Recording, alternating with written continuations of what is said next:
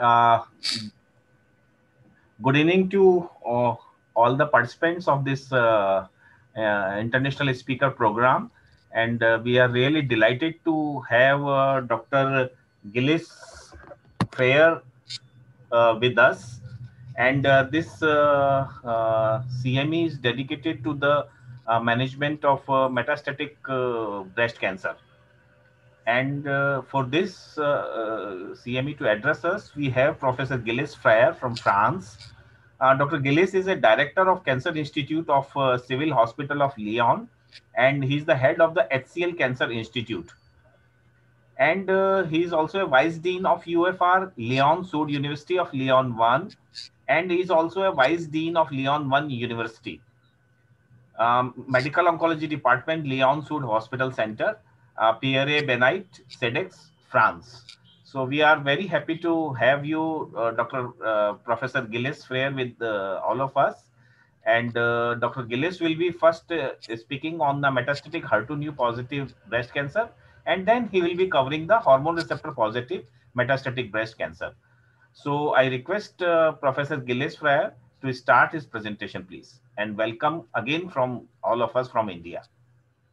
Hello, thank you. Greetings from France. I'm really happy to be with you today for discussing about breast cancer. And so we're going to start with the HER2 positive metastatic disease. Here are my disclosures. And I will start with a revolution which occurred at the beginning of the 2000s. I mean, trastuzumab, Herceptin in combination with chemotherapy for the metastatic disease. And in some phase 3 trials, Herceptin was combined with adriamycin or epirubicin and cyclophosphamide, and in another trial was combined to paclitaxel. And whatever the combination with a cytotoxic agent, we have progression-free survival benefits in all those trials, and an overall survival benefit in the trial with anthracycline. However, as you know, it's impossible to directly combine trastuzumab with an anthracycline due to the potential cardiac toxicity. So the standard at the beginning of the 2000s was the combination of trastuzumab and paclitaxel. And you can see that we have an overall survival rates around 25, 26 months. And those data have been considerably improved in the coming decades, as we will see. You can easily combine trastuzumab with any cytotoxic agent which works on breast cancer. I mean, paclitaxel, preferably weekly paclitaxel, but also docetaxel, but also vinorelbine. And there was an interesting phase 3 trial named HERNATA, which showed that vinorelbine did as well as docetaxel when combined to trastuzumab, with similar results in terms of PFS and also a slight advantage in terms of OS in favor of vinorelbine, which is probably better tolerated than taxanes. But you can also combine trastuzumab with hormone therapy. This has been done in the phase 3 tandem study.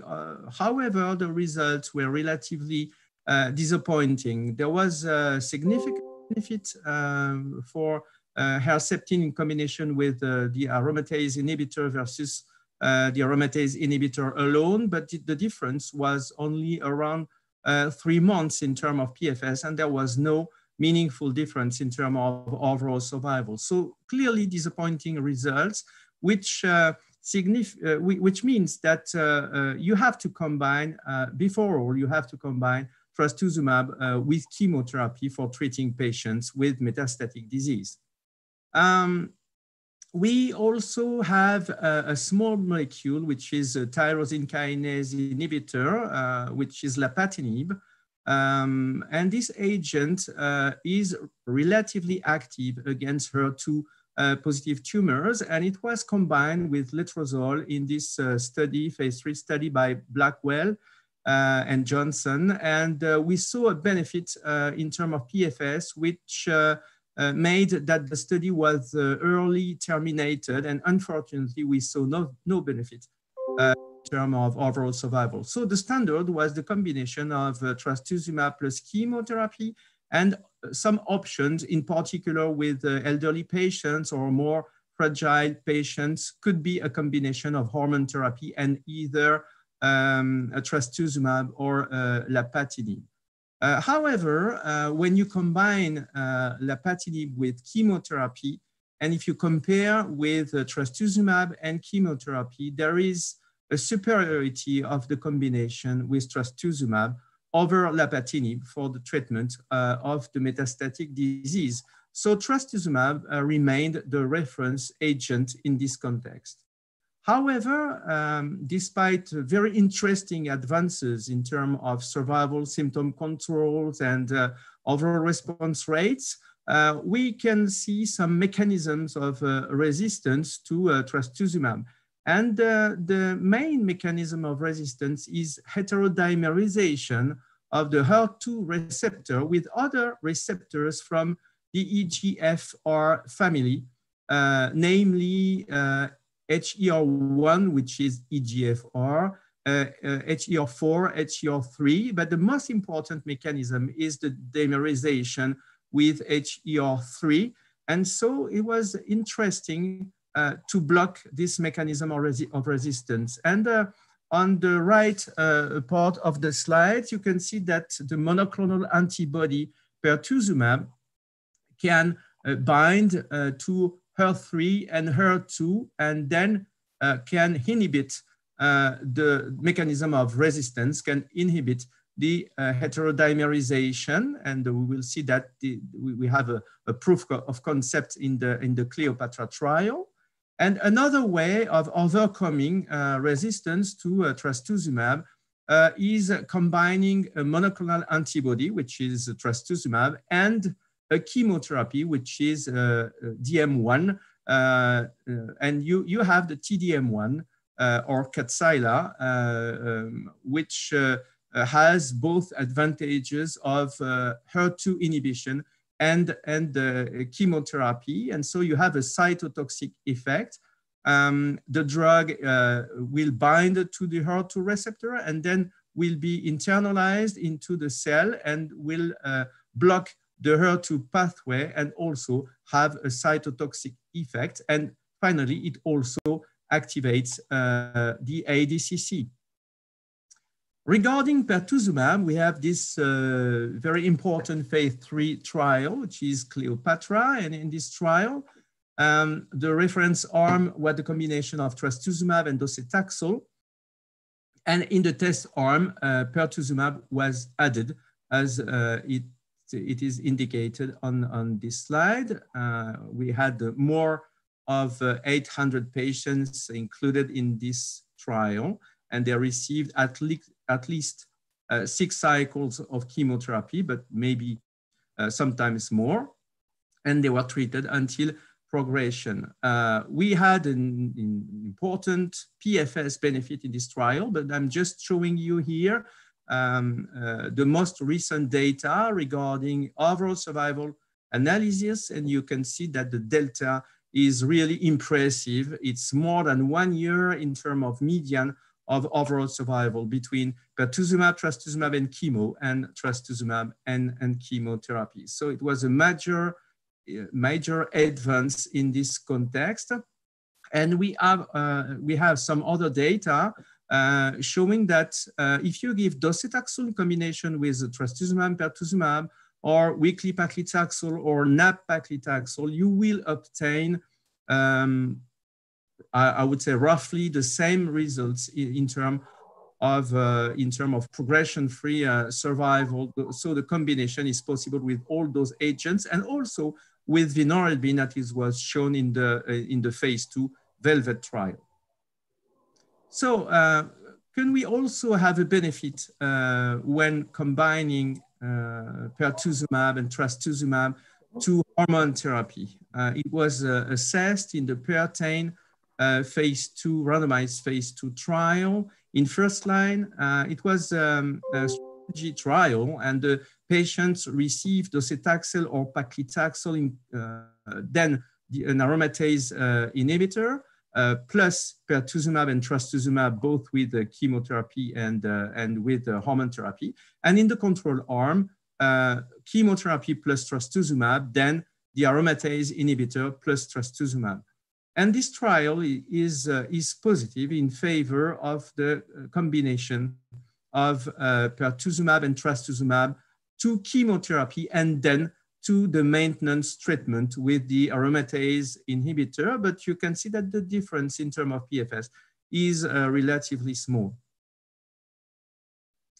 So it was probably interesting to see if pertuzumab could be combined to T-DM1.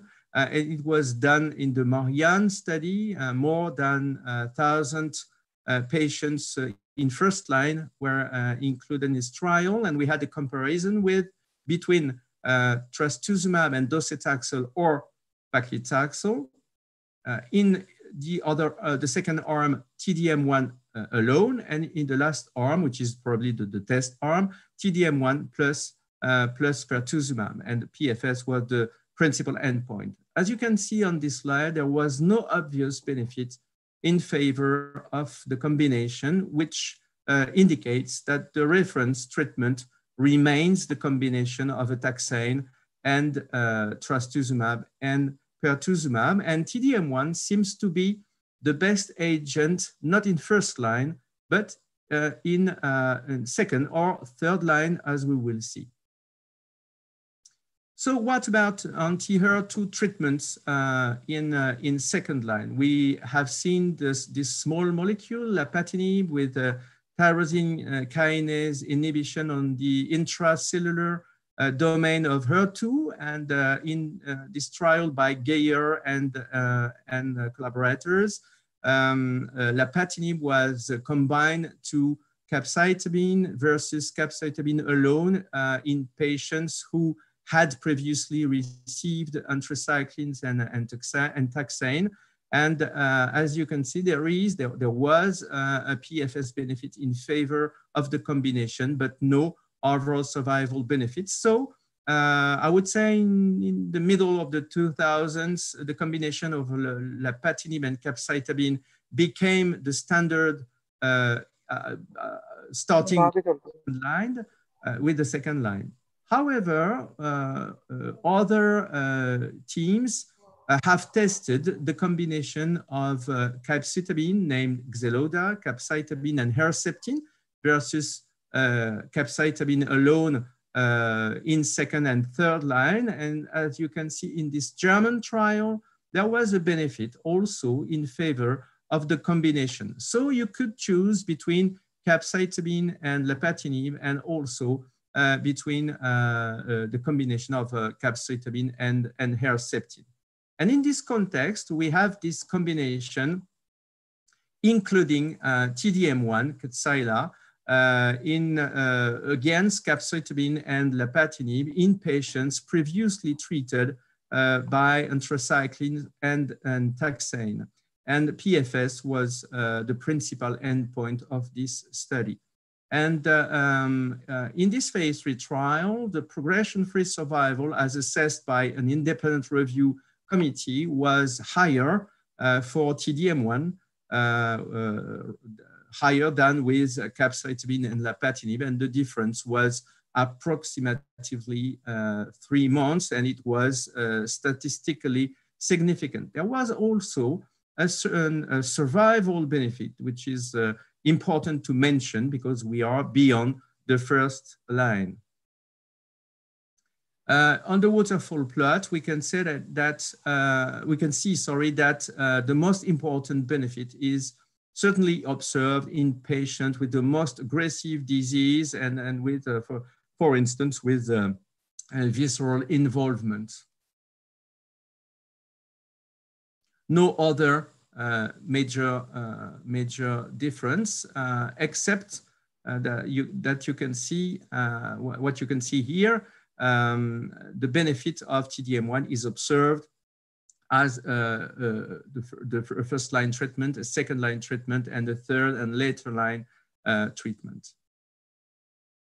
In the Teresa trial, the authors tested T-DM1 against physicians' choice chemotherapy in more advanced line, we could say in a palliative context. So treatment of physician's choice with various possibilities of treatment. 600 patients included in this trial. They should have received at least 2 lines of prior HER2-directed therapies. And there is also a meaningful benefit of 3 months in favor of Kadcyla and also in patients who previously received trastuzumab-containing regimens. And also a significance around 6.5 months in terms of overall survival benefits. So T-DM1 is the reference treatment beyond the first line, second, third line, or even after, if the patients did not receive this drug before. So what is the interest of lapatinib and trastuzumab without chemotherapy in more advanced lines? In this trial by Kimberly Blackwell, we can see that the combination of lapatinib and trastuzumab was more efficacious with a PFS benefit in favor of the combination, more efficacious than lapatinib alone, and there was I would say a meaningful benefit, but it was mainly driven by the population of hormone receptor negative patients. And this is an option which is valid for this subpopulation of patients with hormone receptor negative tumors. So trastuzumab is at the end is still the pillar of the strategy. It can be given also in combination with vectorized chemotherapy, for instance, T-DM1 in the Emilia and Teresa trial. And it's better, it's more efficacious than lapatinib and even trastuzumab chemotherapy combinations. And after T-DM1 progression, you can choose perhaps between lapatinib and capecitabine, or the combination of trastuzumab and lapatinib, which is probably less toxic, in particular with patients with hormone receptor negative tumors. We have, however, new interesting strategies.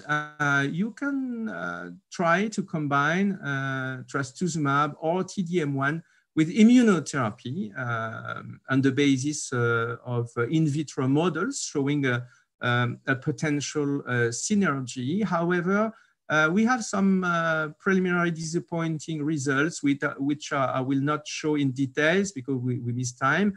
In the Panacea trial, the patients were resistant to Herceptin, and they received a combination of trastuzumab, again in combination with an anti-PD-1, and unfortunately the results were not significantly different. And in the Kate trial, there was a combination of T-DM1 and atezolizumab, an PD-L1 inhibitor agent, and in a randomized manner. And there was unfortunately no significant difference by adding the immune checkpoint inhibitor.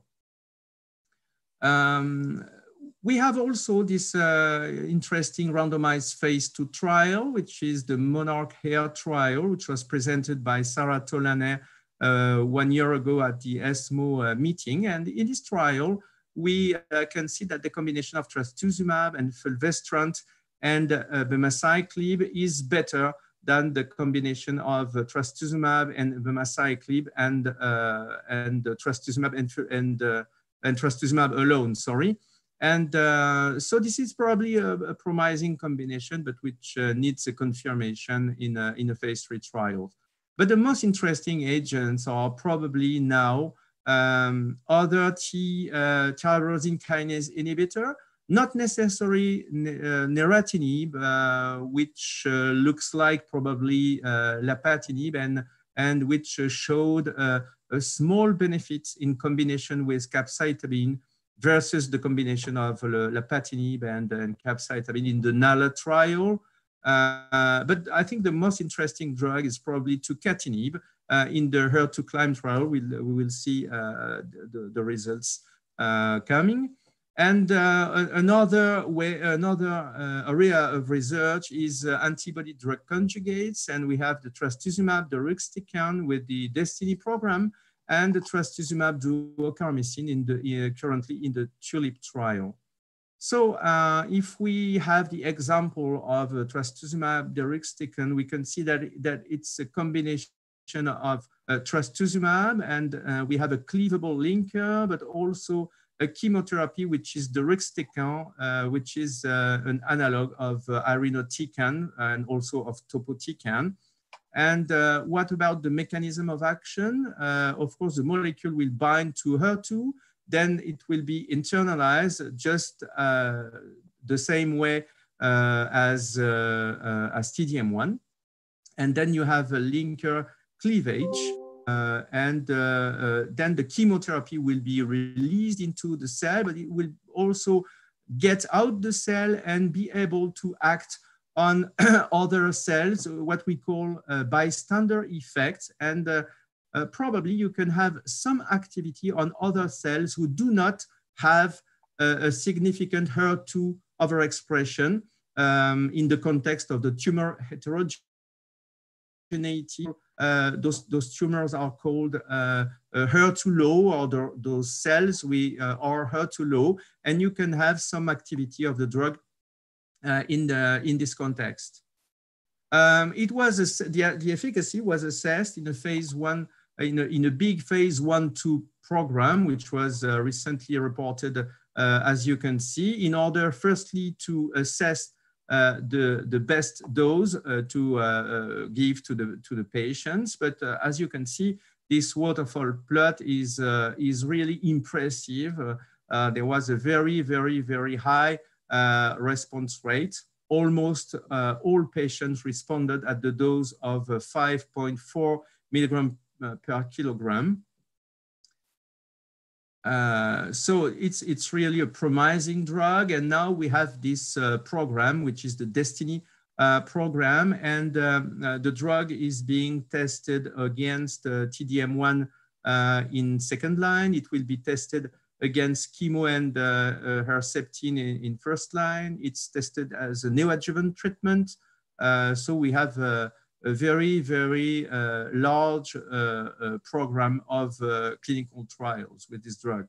We have the same, but a smaller program with the trastuzumab duocarmycin, and we currently have the TULIP trial testing this drug against TDM1. Regarding tucatinib, we have the HER2 CLIMB study, which is also very interesting. This randomized study compared the combination of tucatinib and trastuzumab and capecitabine against trastuzumab and capecitabine in advanced lines where patients had previously received both anthracycline, taxane, and TDM1. And the results are overall in favor of the combination, with no subgroup having no benefit from the combination. And you have a benefit in terms of progression-free survival, but also in terms of overall survival, which is really interesting. We have around 4 to 5 months overall survival benefit, but certainly the most fascinating is the results obtained in patients with brain metastases. Indeed, patients with active brain metastases who were not necessarily controlled by radiotherapy or surgery could be included in this trial, which is not the case in almost all the trials. We can see that at 12 months since randomization,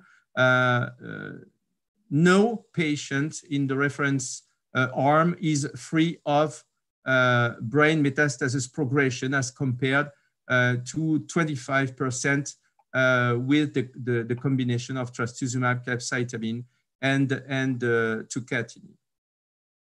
So what we can say is that HER2 positive tumors have moved from the worst to the best prognosis in 2 decades. And to date, we can say that around 25% of patients are now free of progression 5 years after the beginning of their treatment, for instance, combining chemotherapy, pertuzumab, and trastuzumab. And it's not doubtful that some patients with metastatic disease can be cured.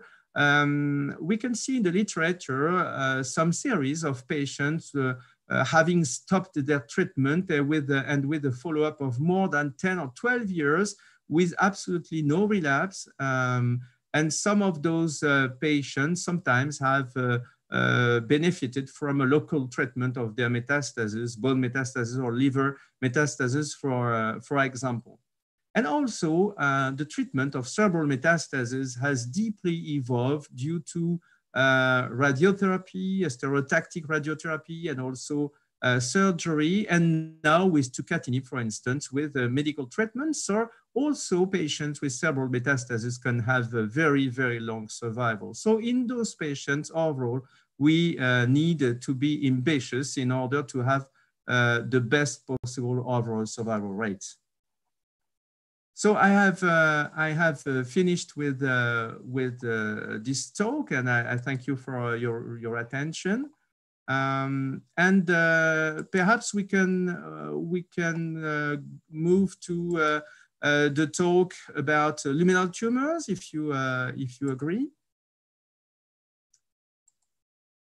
And perhaps that will be perhaps better if you continue with your talk. Okay, you want me to stop the talk now? Okay. No, you can continue. I can continue. Okay. Yeah. That's fine. So now we are moving to a very different topic, which is luminal tumors, metastatic luminal tumors overexpressing the hormone receptors. So just to remind you that we have some very well-known prognostic factors with those tumors. The main prognostic factors are performance status, site of disease, visceral metastasis, and central nervous system metastasis are linked to a poor prognosis. The number of metastatic sites, of course, the positivity of hormone receptor is a good prognostic factor. HER2 overexpression is an unfavorable prognostic factor. However, as you know, it will be transformed into a very good prognostic factor when you give anti-HER2 agents. And also the disease-free interval from the initial local regional treatment. And the prognostic is also better in patients who did not receive a prior adjuvant therapy and also a prior therapy for the metastatic disease. Let's go back to the tumor biology, because it's really important, I think, to understand the new concept of treatment. The tumor cell signaling with the estrogen receptor pathway is a bit complex. I would say you have what we call a canonic pathway. You have estradiol, which will link on the estrogen receptor, and then the combination, the complex, will have a direct effect on the DNA, favoring, of course, tumor cell multiplication. But you also can have another mechanism which is always dependent, directly dependent from estradiol, which is the link to transcription factors, which can be in relation, in a crosstalk with the GF, the growth factor pathway. This is the second pathway, which is called non-canonic. But also, you can have other pathways of activation of tumor cell proliferation. You can have a non-genomic activation with the complex, with the estrogen receptor and estradiol complex, which will directly activate, for instance, the PI3 kinase pathway and also the MAP kinase pathway in order to have this, this effect on tumor cell proliferation. And finally, you can also have a ligand-independent pathway, which is not under the dependence of estradiol itself, with a direct activation on some other pathways, mainly PI3 kinase, AKT, mTOR, and other pathways. So it's a bit complex, but it helps us to understand how our drugs can work in this context. Of course, both ovarian function suppression and aromatase inhibitors will deplete the amount of estradiol and will have this direct effect on the canonic pathways, and also the selective estrogen receptor modulators such as tamoxifen will inhibit, they will directly inhibit the estrogen receptors. And we also have other drug, selective estrogen receptor degraders, which probably will bind irreversibly to the estrogen receptor and certainly destroy it, perhaps having a better effect than the tamoxifen itself. So the most important point is how can we also have an effect on the other pathways? What we know is that we have some mutations on the ligand binding domain of the estrogen receptor, which are hotspot mutations of this ligand binding domain, which will confer to the receptor and so to the cell a natural resistance to endocrine therapy. And we estimate that it's about 20% of luminal metastatic tumors. And the most interesting, as you can see, is that you have a difference between the primary tumor, which almost never express ESR1, and the metastases that can be mutated in around 20% of the tumors, which is not the case, for instance, for PI3 kinase, which is a very important mutation, as we will see. So it's undoubtedly an acquired mutation. Our first question, it's a very important and a question we already had 20 or 30 years ago. Should we start with hormone therapy or with chemotherapy? When you look at the advanced breast cancer, it's a European group, ABC3 recommendations, we can see that they say endocrine therapy is the preferred option for hormone receptor positive disease, even in the presence of visceral disease, unless there is visceral crisis, we will comment about that, or concern or proof of endocrine resistance. Why this statement? We can see in those meta-analyses from the Cochrane collaboration, we can see that when you compare the efficacy of chemotherapy and tamoxifen and LHRH agonist and aromatase inhibitors, it's before the CDK4/6 era, you can see that you have a small improvement of overall response rate in favor of chemotherapy, but absolutely no difference in terms of overall survival between chemotherapy and hormone therapy. And so we prefer hormone therapy in this context, but because it is largely less toxic than chemotherapy. So endocrine therapy before the CDK4/6 era was the preferred option in first line. And now we are at the CDK era, but once again, before the CDK era, what did we know? We know that aromatase inhibitors are probably more efficacious than tamoxifen on the metastatic disease. If you give anastrozole or letrozole or even exemestane with no substantial difference between those three drugs, you have a PFS benefit over tamoxifen, but not any overall survival benefits. However, aromatase inhibitors in menopausal patients, of course, will become the reference treatments in this context. And around 2008, 2010, we had fulvestrant, which is a third, and the peculiarity of fulvestrant is that it seems to be active on ESR1 mutants.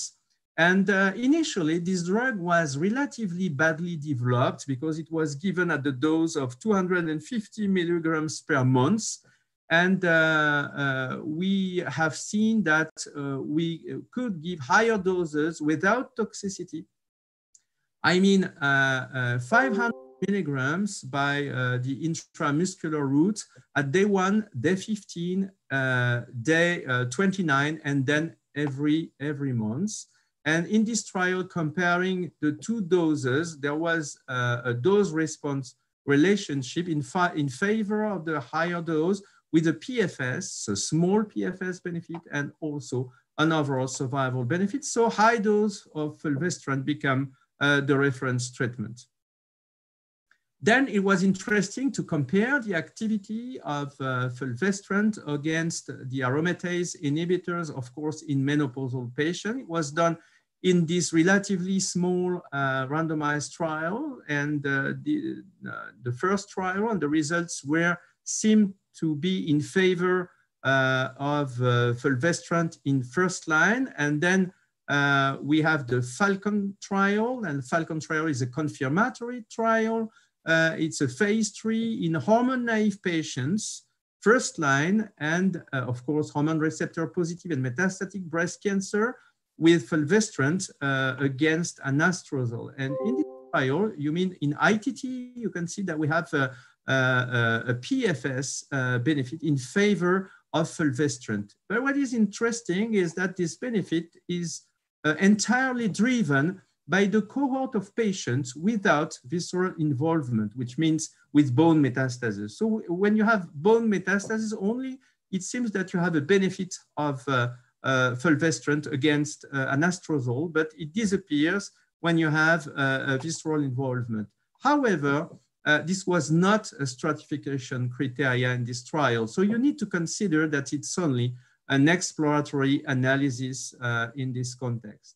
But perhaps if you have a patient with bone metastasis only, perhaps in first line, you can eventually prefer fulvestrant to an aromatase inhibitor. In the advanced disease, we also can target the PI3 kinase pathway, and it was done around 10 years ago with everolimus, which is an mTOR inhibitor in the randomized Bolero-2 trials. And more recently, we have the alpha selective direct inhibitors of PI3 kinase, and mainly alpelisib, which was tested in the SOLAR-1 trial. So what we know is that when you give everolimus in combination with exemestane, you obtain a PFS benefit, which is relatively important. You have more than 60% decrease of the likelihood of progression, and a net difference of around 6 months, but no survival benefit overall survival benefit, in this context. And when you look at the PI3 kinase mutations, you can see that they are not, interestingly enough, they are not predictive of everolimus efficacy. we have so a difference between the treatment with everolimus against placebo. And you can see that there is no major difference when you consider the patients with PI3 kinase mutation or with no mutation. So it's independent from the PI3 kinase mutation. And it's not the case with this direct inhibitor, which is alpelisib, which was tested in the SOLAR-1 trial in patients with metastatic disease. They were divided into two cohorts, the PI3 kinase mutant cohort and the PI3 kinase non-mutant cohort. And in both cohorts, the patients were randomized between the combination of alpelisib and fulvestrant, again, fulvestrant alone, and the primary endpoint was PFS. And this trial was presented by Fabrice André at the ESMO meeting last year and this year. And this trial was positive in the PI3 kinase mutant cohort on PFS. It was a significant difference of about 3 months, which is not a major difference. And unfortunately, there was no difference in terms of overall survival in this targeted cohort, which is, I think, a relatively disappointing results, because this drug has also some toxicity with hyperglycemia, with liver dysfunction, for instance. I think that the main and the most important step forward is the emergence of CDK4/6 inhibitor. So how does it work? Then we must understand that there is a crosstalk, there is an induction of cyclin D by the estrogen receptor pathway. So you have induction of cyclin D, and then cyclin D will inhibit the function of the retinoblastoma gene. And the retinoblastoma gene is the most important factor which regulates one of the checkpoints, one of the checkpoints of the cell cycle. So cyclin D will be activated by CDK4/6.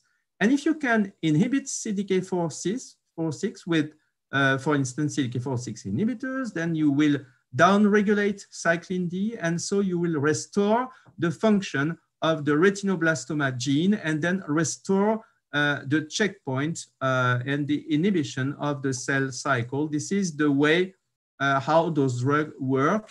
And those drugs are abemaciclib, palbociclib, and ribociclib, and they have similar efficacy.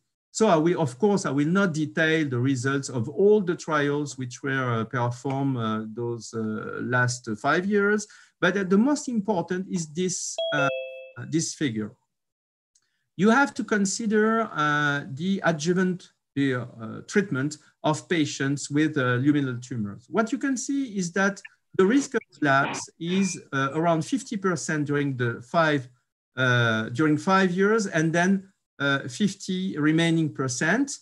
And in the patients with a higher risk, I mean, node involvement, for instance, you can see that surprisingly, the risk is higher between 5 and 10 years. And so you give an adjuvant treatment, chemo and hormone therapy, and we consider that patients who will relapse during the 2 first years are hormone refractory.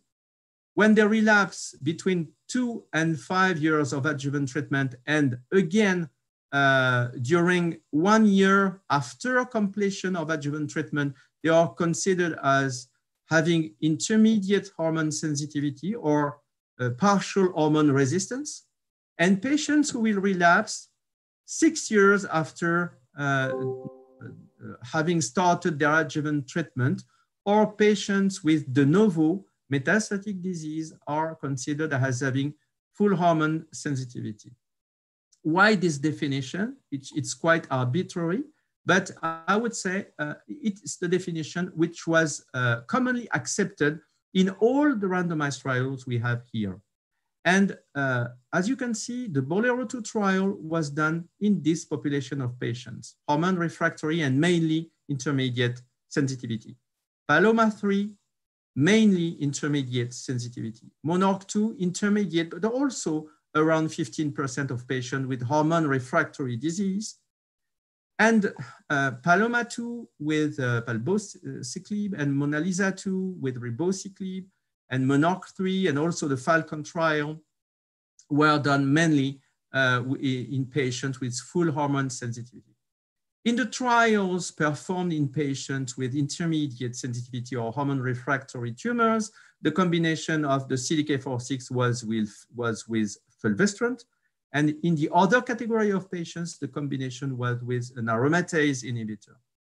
And the results are, of course, very different because the best prognosis population is the full hormone sensitivity population. And the PFS in this population is around 24 to 30 months in the combination arm versus 14 in the aromatase inhibitor arm, which is very, very, very interesting.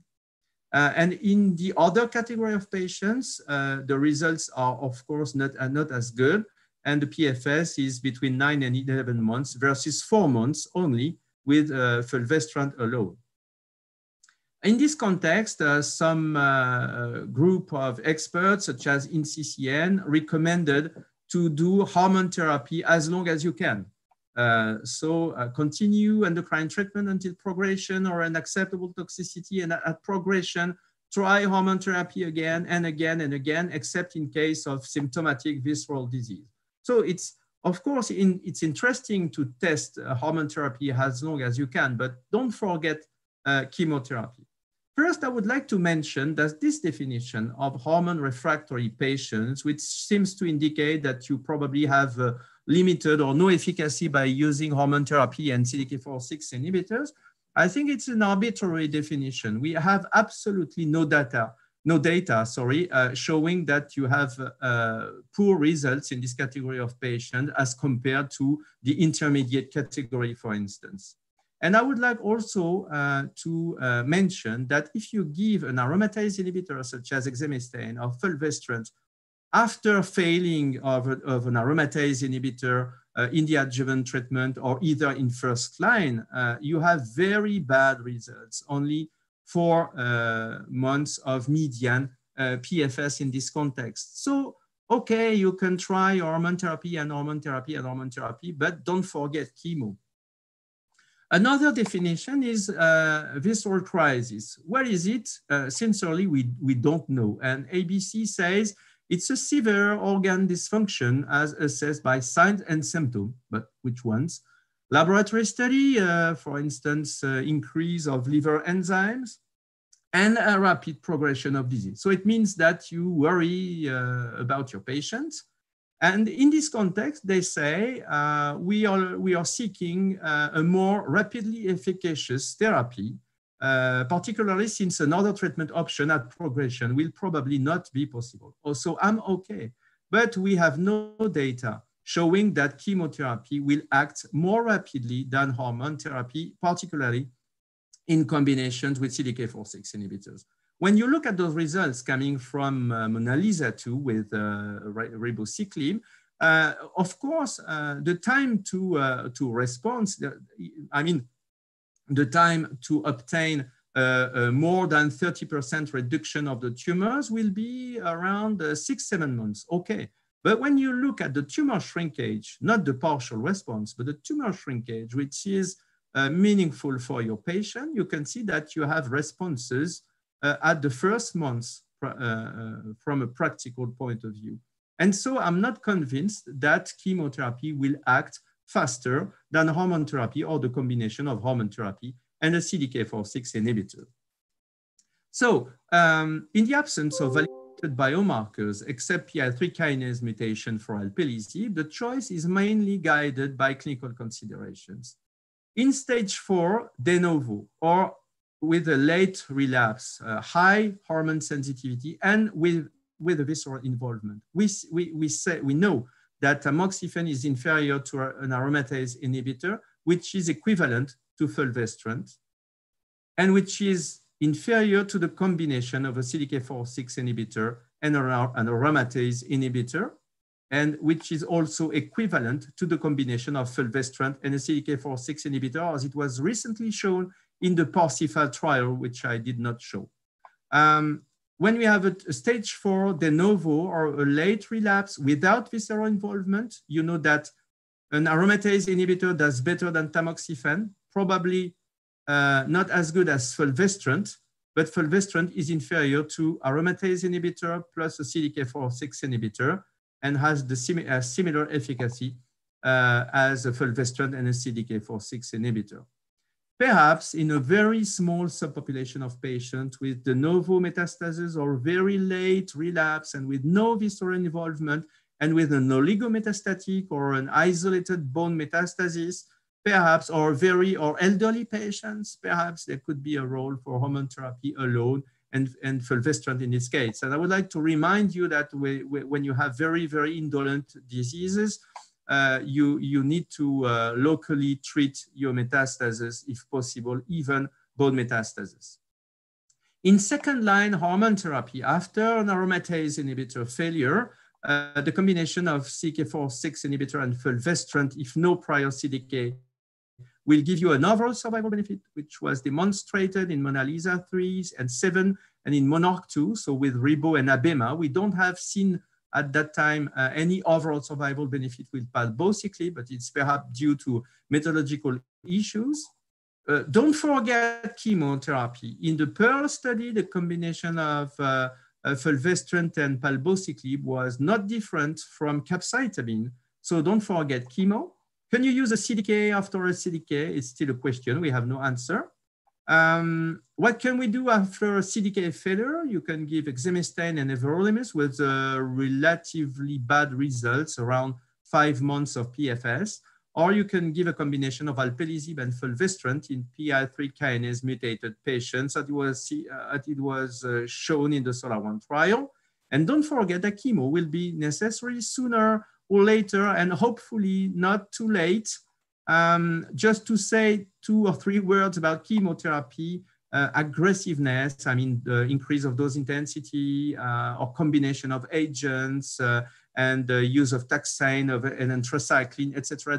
We have a lot of trials and drugs for very, very little evidence. And you can see that in this meta-analysis, with many trials, only 13% of those trials have shown an overall survival benefit, which is highly disappointing. So in first line, efficacy and goal, mainly in aggressive disease, when you have visceral metastases, and if the patient, of course, has a good PS, you can give an antra or weekly paclitaxel or vinorelbine, or in some cases, a combination of antra and taxane. And if quality of life is the main goal with indolent disease or depending on the patient's choice, you can use oral capecitabine, oral vinorelbine, and also an interesting way of giving chemotherapy, metronomic chemo with cyclophosphamide and methotrexate. And in further lines, depending upon the drugs previously received by the patient, there is no clear role for a combination. And after an antra and the taxane, you can give capecitabine or eribulin, as it was shown in the EMBRACE and the 301 study. Just to remind you that a combination of weekly paclitaxel and bevacizumab is highly effective, but we don't have this treatment is no longer reimbursed in France, for instance, unfortunately. In this very, very large study on more than 2,000 patients in real life by the French Federation of Comprehensive Cancer Centers, you can see an important overall survival benefit in real life with a combination of bevacizumab and paclitaxel in luminal tumors. Another issue is the duration of chemotherapy, what we can call maintenance treatment. So you can give weekly paclitaxel until tumor progression or severe toxicity, or an antra and a taxane and then a taxane alone, or an anthracycline alone, or giving a taxane then capecitabine. What will you obtain? A significant PFS benefit and only a marginal OS benefit. Is certainly not for all patients, probably for patients with aggressive disease, visceral involvement, high tumor burden, hormone resistance symptoms, and of course, if the patient is okay to continue her chemotherapy. So I have finished with this overview, and I hope you were interested in this talk. Thank you for your attention. What I can perhaps suggest is that you could send me questions with the chat. It's really sometimes really practical. It's actually in the chat box. So there are two questions just now, and rest of the question can be asked after we finish the second talk. So you can combinedly have the question answer session. So there are two Thank questions you. for you. So after Dr. Shyam Agarwal finishes, then you can, both can address the question and answers. So next speaker is Dr. Shyam Agarwal. He doesn't need actually any introduction. He's a very senior medical oncologist, currently the director and head of the Department of Medical Oncology at Sir Gangaram Hospital, Delhi.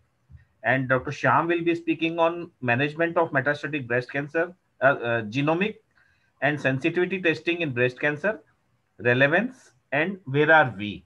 So I think it will be really interesting to listen to Dr. Shyam Agrawal on this topic. Can I request Dr. Shyam Agrawal to please load your presentation? Yeah, Ajay, I think thank you very much for the invite. I'll request the organizers. I think they have the slides which they can share. Yeah, sure. Yeah, so it's there. So, thanks everybody for joining and giving me this opportunity. There's not going to be really much here because it's going to be an overview and it's actually a bird's eye view. So I think, but we still need to revise because these are upcoming things and we need to understand which test we are going to advise and order, such as hereditary breast cancer, multi-gene tests, next generation sequencing, besides, of course, the traditional markers, which we are all aware of. So this is more of an overview and a little bit of future trends. So I'll rush through these slides. We're running late because I think there's a small panel as well later on. So, the biomarkers in cancer are very, very important because we need to have risk assessment if they are important for screening and detection, for diagnostic purposes, for prognostication of the disease, prediction of efficacy to any particular treatment modality, and then, of course, for monitoring the disease, the recurrence, and the therapeutic response. So it's a very broad subject that is the biomarkers. And in breast cancer, we do have a few of these markers on which we rely and base our treatment on. So we'll discuss that. Next, please. So it's a very heterogeneous disease affecting one anatomic site, but phenotypically it can be extremely, extremely variable, and the outcomes can be, as you know, vary from few months to like 20 years, 30 years. So as I said, the biomarkers can help, in identifying such characteristics which could define whether a patient is having an aggressive disease or the patient has an indolent disease and likely to survive for a long period of time. Next, please. So these are the classical prognostic and predictive factors, which we understand. A T and M classification is the gold standard. And then, of course, the grade of the tumor, histological subtypes. I think the main thing is the ER/PR HER2, which I'll come to, Ki67, vascular invasion, and tumor margins. So I think this is all old stuff which we are aware of. So, but this is what I'm going to, as I said, it's an overview. Next, please. So this is how we have evolved in kind of classifying the breast cancer subtypes from 1950s onwards, where you had the histopathology grading. Then came the molecular pathology in 80s, where ER/PR, HER2/neu, Ki67, and all these other parameters which have not sort of stood the test of time were there initially. Then came the understanding of chromosomal abnormalities, which they could pick up depending upon the grade of the tumor.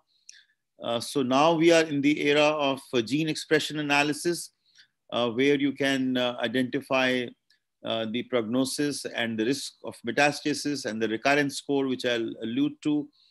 And of course, type of the breast cancer, luminal A, B, B type, so which I'll just come to.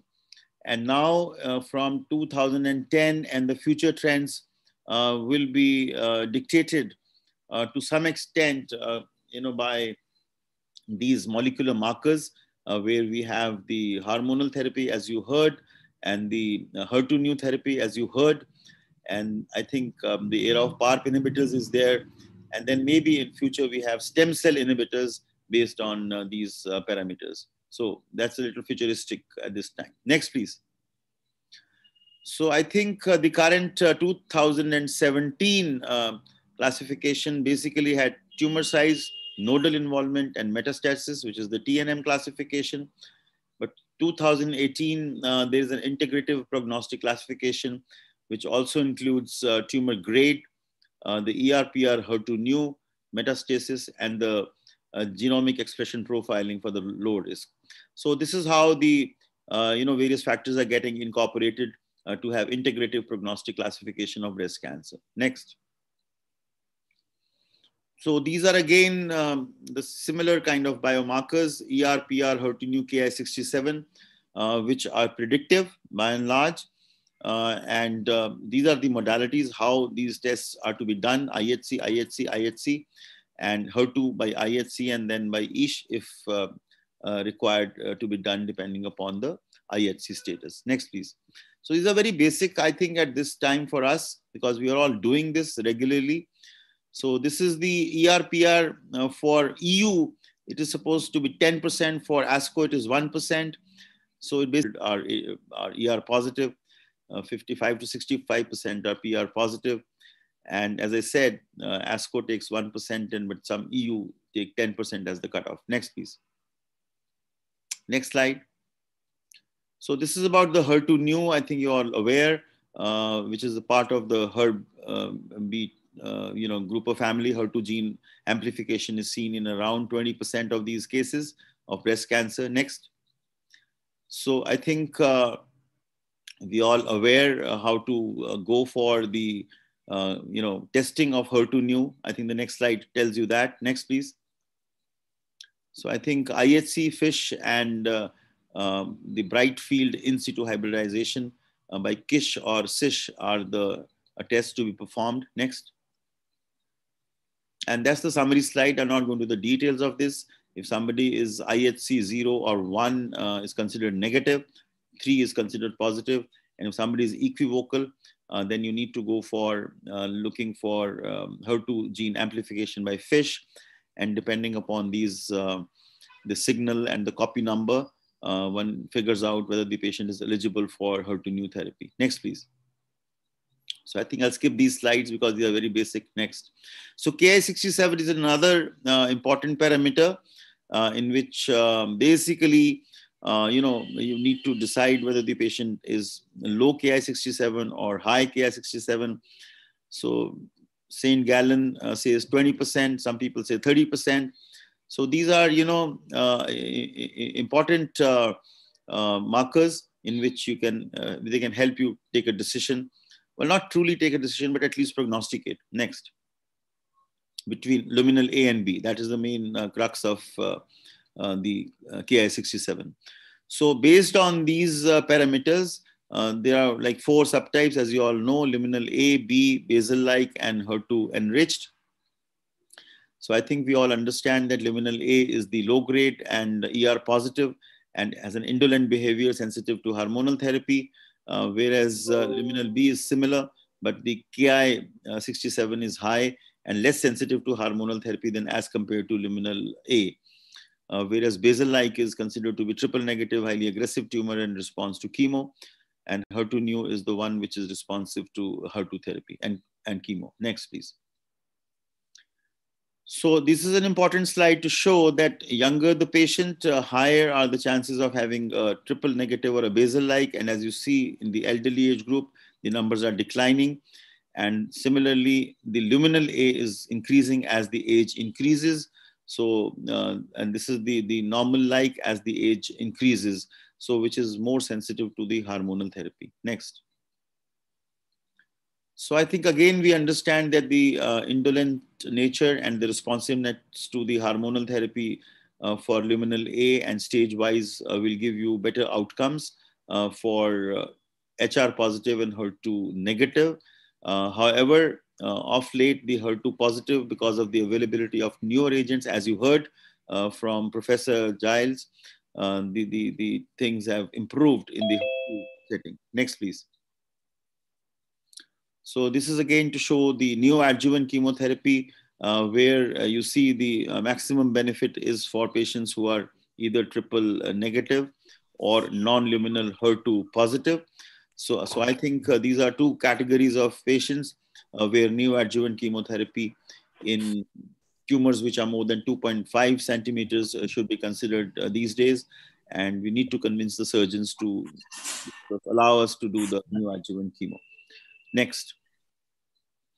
So this is the locoregional recurrence by molecular subtype, which is the highest in triple negative, followed by HER2 positive patients, whereas luminal A has the lowest frequency of locoregional recurrence. So these are important biomarkers and important facts which we understand between these subtypes of breast cancer. Next, please. So I think we understand all this. Next, please. So now coming to the newer things which are emerging now, that nearly 5 to 10% are hereditary breast cancer, and BRCA1 and 2 constitute around 60% of the pathogenic variant in breast cancer, and small percentage would have P53 and P10, and rest are unknown. So these are important considerations now because we have the availability of PARP inhibitors, which could target the BRCA1-2 pathogenic variants or potentially deleterious variants. Next, please. So this is basically to show that BRCA1-2 are the most common genes, but then the other genes are also important, like ATM or PALB2 and RAD51D, etc. And they have variable penetrance. Because these are the high penetrance genes, these are the moderate penetrance, and the lower one are the low penetrance genes. And these are the somatic mutations. And so PIK3C, as you heard from the professor, is, I think, the most important one at this point in time because we have a new drug against this. ESR1 is acquired when patient is exposed to aromatase inhibitors and renders patients resistant to aromatase inhibitors. We do not have agents against, these. The trials are ongoing. I believe AKT1 is very high on the list for a triple negative subgroup of patients. So this is a ongoing research and evolving field to target somatic alterations and also germline alterations. This is very high agenda at this time. Next, please.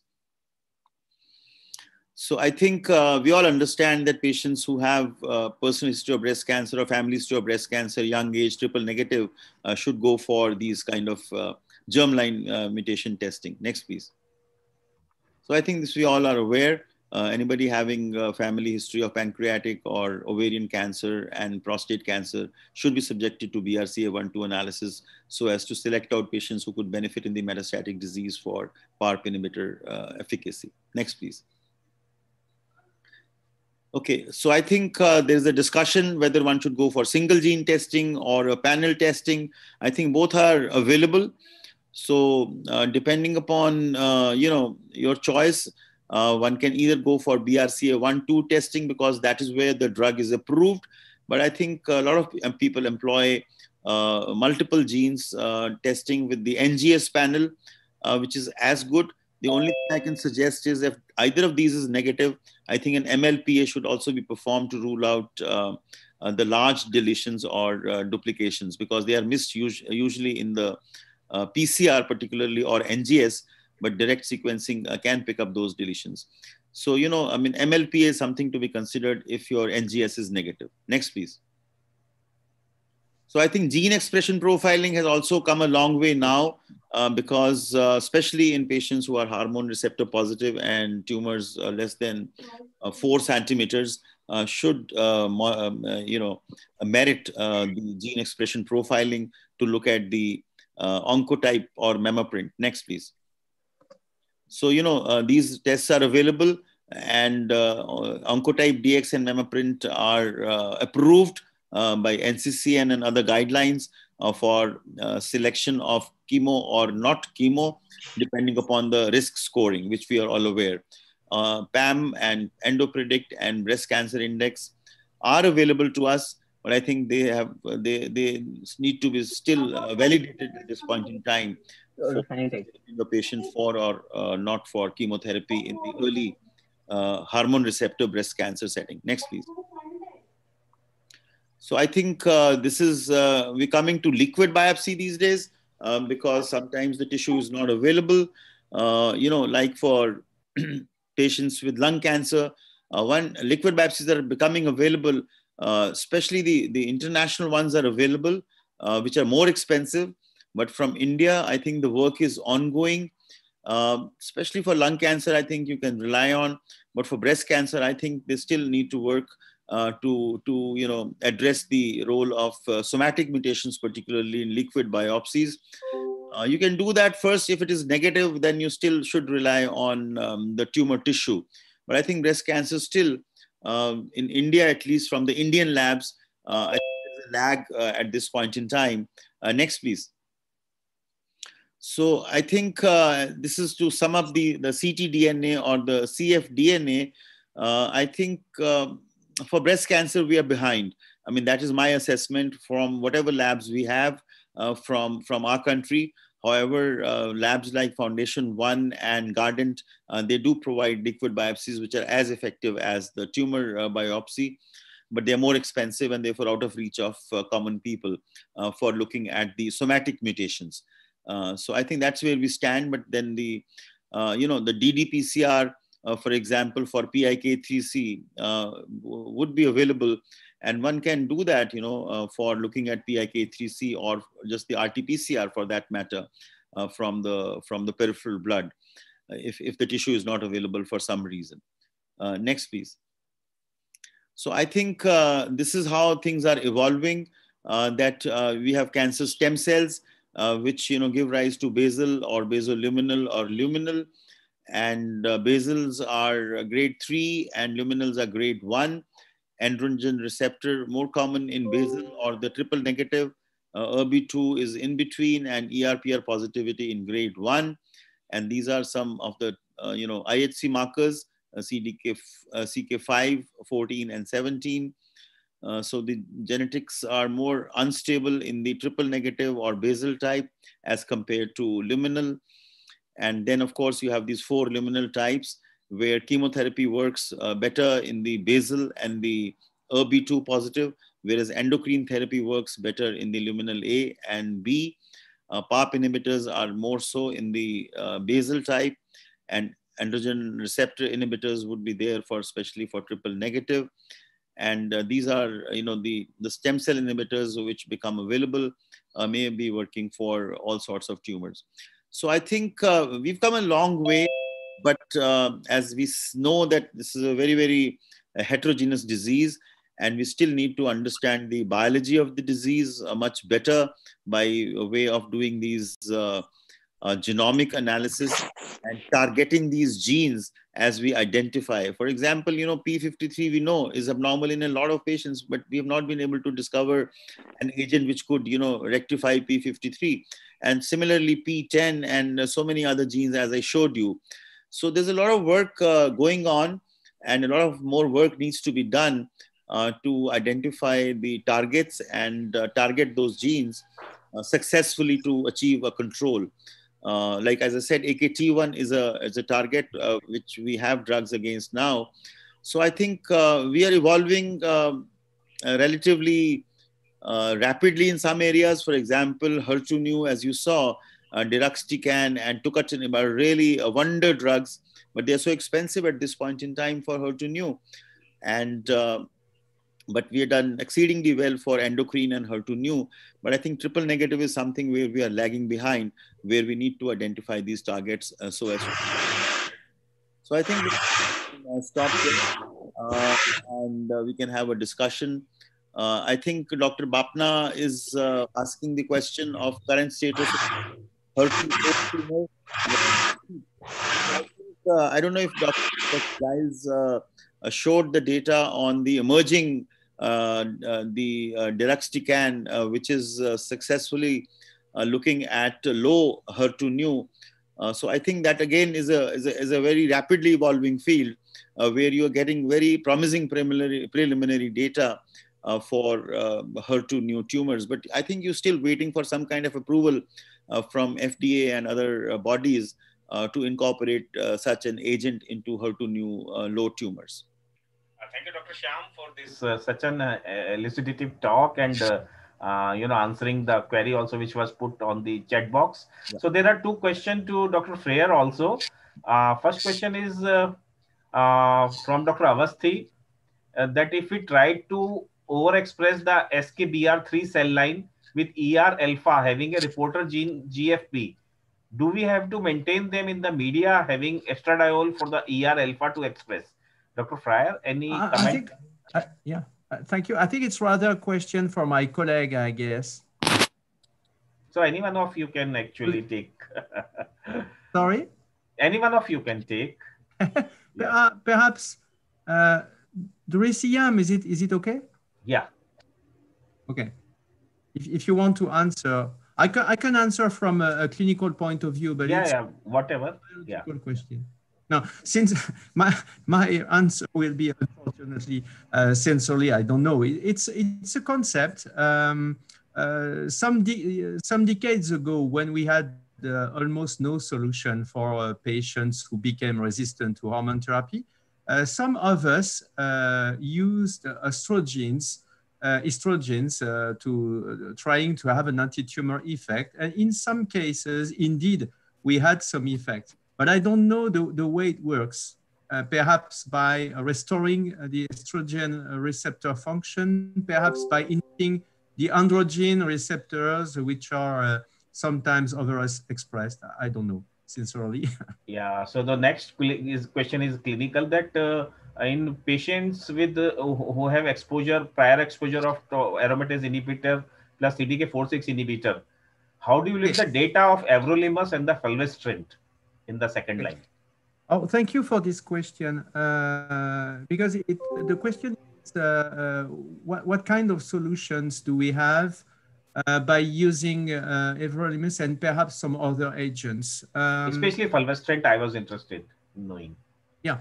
Regarding the combination of everolimus and fulvestrant, we don't have so many data after CDK4/6. We have the data coming from the PRECOG study, for instance, where the results were relatively similar of those coming from Bolero-2. We have similar efficacy, but what we know is that probably everolimus has not so much efficacy after a CDK. It was published by in an observational study by a French team in 2019. They looked at everolimus efficacy after CDK, and the median PFS was around 5 to 6 months. So it's not so good. We can try other agents. We have this year we had the combination of alpelisib and fulvestrant in the BELIEVE trial, around 7 months of PFS, good but not so good.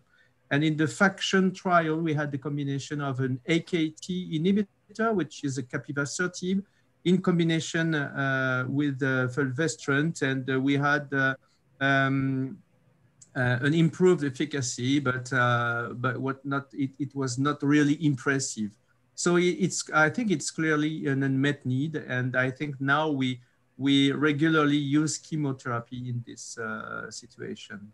So next question can be asked by Dr. Shyam Agarwal can answer.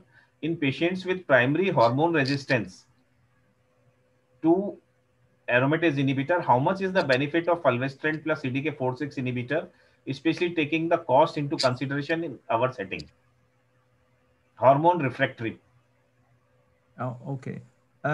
If if you want to answer, just tell me. I don't want to answer all the questions, of Dr. course. Shyam can take this question. Right. So I think if somebody is having resistance to an aromatase inhibitor, I like to go in for the PIKP testing for such a patient. And if, and of course, if you have the availability of ESR1 testing, I like to do that. and if the patient is PIK3 positive for mutation, I think such a patient should be offered alpelisib along with fulvestrant. So now, if the patient is PIK3 negative and the patient say is ASR positive, so I think fulvestrant with CDK4 would be the with the treatment if the patient has not received CDK4 at this point in time. So that would be my take for this case. Yeah, that sounds quite logical. Actually, Dr. Gillis also elaborated this cohort of the patients. In those patients, Yeah, primary resistance. Yeah, the most interesting data we have, I think, come from the Monarch 2 trial. And we had around 15% of those patients in the Monarch 2 trial. And in the forest plot and in the subgroup, you can see that the efficacy is absolutely maintained in this subgroup of patients, which suggests that you can easily prescribe the combination of abemaciclib and fulvestrant. And that's why I said it's an arbitrary definition, because we see no difference between intermediate and supposed refractory. So you can prescribe a CDK4/6. I think it's a good option. So, Dr.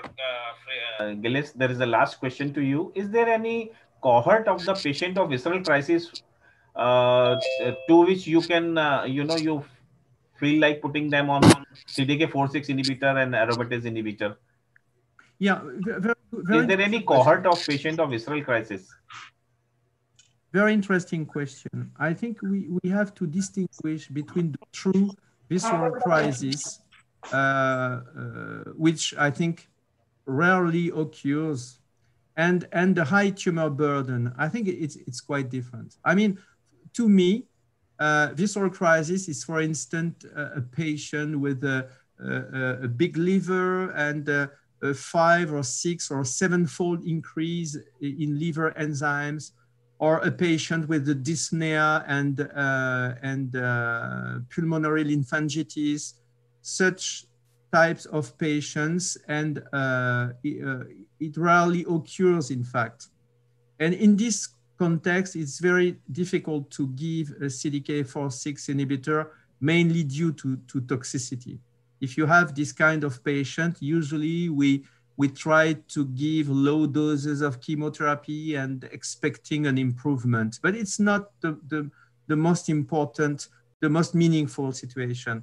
I think the most meaningful situation is an intermediate patient not with a visceral crisis, but with a high tumor burden. And in this situation, should we use chemotherapy, or should we use a CDK4/6 and with hormone therapy? And we ask this question in a clinical trial, in a phase 3 trial, which is now ongoing in France. It's the AMBER trial, and we compare chemotherapy followed by hormone therapy and abemaciclib versus hormone therapy and abemaciclib first. And the main endpoint is the absence of progression at 3 months. I think this trial will help us to perhaps to answer this relatively difficult question. Thank you very much, Dr. Shyam and Dr. Gillis. Now we will move forward to the panel discussion. And I request both of you to stay over there and attend the panel discussion as well. This will encourage, all other panelists who are with us this evening.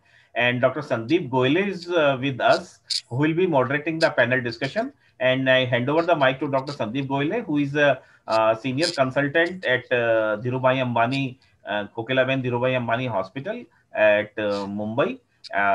Dr. Goyal, to you, please. Thank you, Dr. Bafna. Are my slides visible? No, you need to share the screen. I think I've shared the screen. Are they visible? Kalpesh, can you help Dr. Sandeep? No, sir, Dr. Sandeep, it is not visible. You have to go to the Zoom screen. Yeah. Click on share screen button, green color. Share screen, yeah. Now you will find that your presentation over there. You have to select it and share it. Just a second. So cancel. I'm going to share screen. Yeah. Click on that. And then you will see your presentation. Is it coming now? Not yet. You have to click on share. On your presentation, you need to click to share. I'm doing that. Is it coming now? No. Oh, come on. Share. Yes. Yes. Is it coming now? Yeah. Yes. Make it full screen, sir. Okay, that's fine. Thank you. So I request you to please introduce your panelist also, Sandeep. Yes. So I'm Dr. Sandeep Goyal from Medical Oncologist from Mumbai. And thanks, Dr. Bafna and the organizing team for giving this opportunity. Great talks by Prof. Prayer and Dr. Shyam Agrawal. Now, my role is to do a tumor board discussion on metastatic breast cancer, a case discussion. And it's a very challenging because I've got 15 panelists on the list in half an hour with one case. So I'll try to do the best possible. Do you want me to read out the names of all the panelists or are they there? Are the panelists there? Yeah, only the name you can call. So Dr. Bhavna Avasthi from Delhi, Dr. Ranga Rao from Gurugram, Dr. Vinit Gupta from Delhi, Dr. Pratik Tiwari from Bhopal, Dr. Chandan Das from Chandigarh, Dr. Kumar Saurabh from Ranchi, Dr. Tushar Patil from Pune, Dr. N.K. Wari from Calicut, Dr. Chirag Desai from Ahmedabad, Dr. Prasad from Hyderabad, Dr. Niti Rai Zada from Bengaluru, Dr. Saroj Kumar Das Majumdar from Bhubaneswar, Dr. Gautam Makadia from Rajkot, Dr. Krishna Mani from Hyderabad, and Dr. Mangesh Meka from Pune. Right. So I hope some of you or all of you are there. So let's start with the panel discussion as it is quite late. So I'm going to limit it to first-line treatment of HER2-positive metastatic breast cancer. Luckily, the panelists are all from all over India, so we'll get a mix of the treatments which are offered throughout the country.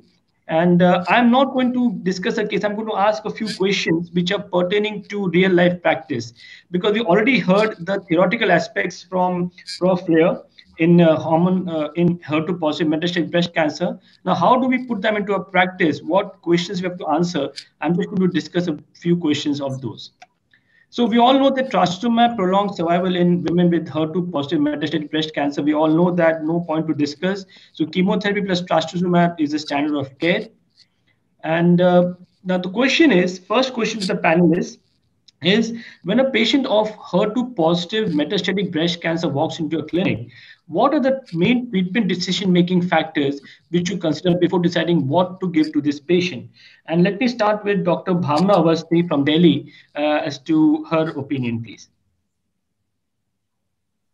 Hello, good evening, everyone. So if I see the first time I see a patient with HER2 positive breast cancer metastatic, I would like to look at the age of the patient, the performance status of the patient, the tumor burden that she has, and whether this is a first-line setting or is this a pre-treated patient. Are there any other comorbidities like diabetes or cardiac or other aspects that one needs to be aware of? And importantly, in our practice here, one likes to know if there is any insurance coverage available, or is there, what's the paying capacity, so that we can, and we are not looking at a short-term solution here. One needs to be looking at sustaining the treatment over a long period of time. Well, Dr. Bhavna, you've covered a lot of points. Let me ask Dr. Pratik Tiwari from Bhopal. Would you like to think of anything else, or are these all the points which have been covered? I think, sir, she has covered all the points. Right. Anybody else in the panel would like to add anything to this, or this is what is everybody's treatment decision-making factors? May I? I'm Dr. Saroj Das Majumdar here. Right. I'll see that whether this patient has come with any visceral crisis or not, or brain metastasis is there or not. So I'll rule out that. the extent of the disease, which organs are involved. Right. I think one of the factors which I would like to consider also is whether the patient is hormone receptor positive or hormone receptor negative. So these are the, Dr. Bhamna has covered very well, but these are the things which which I've added. And the hormone receptor status also, I think, would make some difference in treatment decision-making factors. But the most important will be extent of disease presentation, hormone receptor, and again, the cost of treatment, previous treatment, age, and comorbidities. So these are the important points. Now, for this discussion of this tumor board, I have divided two subsets. One is HER2 positive, hormone receptor negative metastatic breast cancer, and the second is hormone receptor positive, HER2 positive, hormone receptor positive metastatic breast cancer. Now, my next question is to the I'll name the panelists also. Is the first line therapy same or different for these two subsets? Would you consider treating them differently or same? Let me ask Dr. Warrior from Calicut. Dr. Warrior? Dr. Warrior, are you there? No, sir. Okay. So Dr. Tushar Patil from Pune?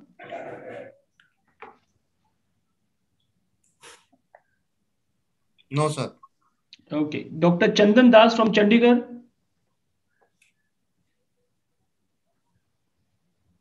No, sir. Okay. Then Dr. Ranga Rao from Gurugram?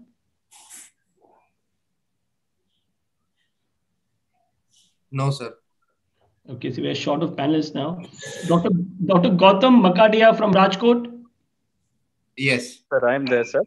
So Gautam, can you tell me whether you will treat them same way or the first line will be different for these two subsets? Sir, I would like to treat a HER2 positive plus hormone receptor positive in a slightly different way. Okay. Why? Because I feel it is somewhat a good disease biology as compared to the HR negative HER2 positive disease biology. Okay. And that's why I would like to begin with if the patient is in visceral crisis or a patient is having significant tumor burden, I would definitely use chemotherapy plus anti-HER2 therapy.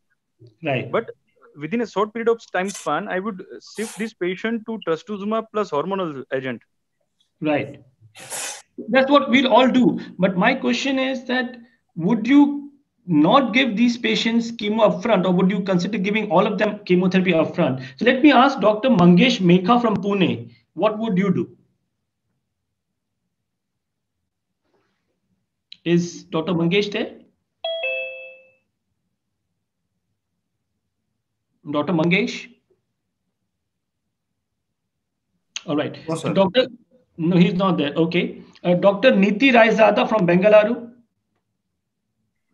Yeah, good evening, sir. See, most of the time, I mean, HER2 positive and HR negative is a no-brainer. Obviously, we'll start with chemotherapy and anti-HER2 agent. But in hormone receptor positive cases, if the patient's performance status is not good, if there are multiple comorbs, I'll probably start with hormones and anti-HER2 therapy. But most of the time with high tumor burden, I would prefer to start with chemo and follow it with hormones. Fine. And exactly agree, but my question was like, suppose there's a patient who's got very low tumor burden and for example, only bone metastasis, let's say. And so in those cases, would you, like how we treat for HER2 negative patients with only hormone, we don't give chemo. So would you consider hormone plus trastuzumab or something of that sort? So let me ask Dr. Kumar Saurabh from Ranchi, would you do the same or would you consider any subset of patients for hormone plus trastuzumab or anti-HER2 therapy? Dr. Kumar Saurabh? Good evening. For all the patients of HER2 positive disease, if the performance status is good, I would initially start with the trastuzumab plus chemo combination. All right. After 6 cycles of chemo, I may shift to trastuzumab plus hormonal agent. Okay, so you may not will. I will. Okay, if the performance status is good. Right. So I think most of us would start chemo plus target in all these patients, and very few patients with low tumor burden or maybe with not extensive tumor disease, we would just maybe start, and if they are not very fit, maybe give hormone plus target. So I think these are options which we have. Now this we have already discussed. Cleopatra study, everybody knows the data. I'm not going to go into details, and that has changed the treatment paradigm for metastatic breast cancer HER2 positive. We also have the PERU study, which is pertuzumab, trastuzumab, and different taxane combinations like docetaxel versus Pacli versus nab-pacli, and that show that either docetaxel or paclitaxel can be used in these patients, the first-line setting. So the next question is, now this is more of practical points which I want to discuss here, because theoretically we all are aware of the theory of the evidence. Now, Dr. Gupta, if he's there, Dr. Vinit Gupta from Delhi. So do we recommend anti-HER therapy to all our patients of HER2 positive metastatic breast cancer, hormone receptor negative, let's say? Yes, sir. I'm there. So I think the main limitation which I face in HER2 therapy is financial. So some patients are there who are not able to afford anti-HER2 therapy. But generally, otherwise, I would say the majority, if the finances are not a concern, almost all the patients do get recommended this therapy. But you would recommend to all of them? That's what my question. Yes, sir. And the next question to you only is, what percentage of your patients, actually take dual anti-HER2 therapy? Like suppose you say Cleopatra study, pertuzumab, trastuzumab, docetaxel. How many percent of patients? Because that's a very important point. Theory is different and practicality is different. Less than 5%, sir, not more than that. So in Delhi, you would say less than 5% patients would take pertuzumab, trastuzumab combination. Yes, sir. Right. What about Dr. Prasad from Hyderabad?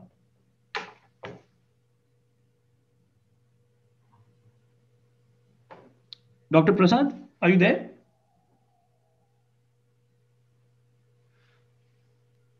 Right. I don't think so. He's there. Dr. Chirag Desai, please. He has left. He's also left. Okay. Yeah. Right. Dr. Krishnamani from Hyderabad. No, sir. Right. So we don't have 15 panelists. We have got a few of them. So that makes it easier for me now. So let me ask Dr. Bhavna again. What percentage of your patients would take dual anti-HER2 therapies? 5%, as Dr. Vinit Gupta said, or is it more than that or less than that? So it is around 10% of my patients who would take a dual HER2 therapy. Right. And for the others who do not, I do offer them lapatinib and trastuzumab in the first line as an option for a dual HER2 therapy. And I'm not talking about a first line, I'm talking about wherever I'm looking at a dual HER2 therapy. Yes, okay. At the first line, I would prefer to use a taxane, and most commonly a docetaxel along with a trastuzumab and a pertuzumab. Right. Dr. Pratik Tiwari, what would be your percentage of patients? So it is definitely less than 5. There are very few patients who can afford these combinations. So most of the patients are taking trastuzumab with combination with taxane, but not dual HER2 blockade. Only 1 or 2 patients they are on dual HER2 blockade. Definitely they are doing good, but affordability is very less. So any other panelists would have a different viewpoint, more than 10% or more than 5 to 10%? Any other panelists whose practice will be more than that?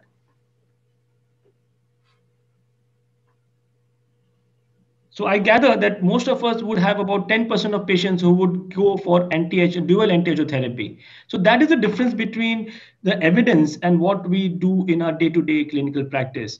Now, the next question to the panelists is, what percentage would take single, trastuzumab? Do you think your numbers have increased since the advent of the generics and the biosimilars? So let me ask Dr. Kumar Saurabh from Ranchi, please. Yeah, actually, with the advent of biosimilars, the number of patients taking single anti-HER2 trastuzumab has increased definitely. And what has added to the increase is also the incorporation of trastuzumab in the Ayushman scheme. So right. now more or less, I believe almost 80 to 90% of my patients who require an anti-HER2 therapy receive anti-HER2, receive trastuzumab. Right. Dr. Niti, what about your patients? Is the same number, 80-90%? Yeah, most of the patient would receive anti-HER2 therapy. Yeah, Most so of I think that's a big number, and I think that is what we are helping our patients with, because I believe that anti-HER2 therapy has to be given to all patients of HER2 positive metastatic breast cancer. So this is a big jump which we see. Now the next question is, like, normally we all know we use taxanes, but is that everybody's choice along with anti-HER2 therapy, or would you use something else as well in the first line setting? Let me ask Dr. Saroj Kumar Das from Bhubaneswar. Yeah.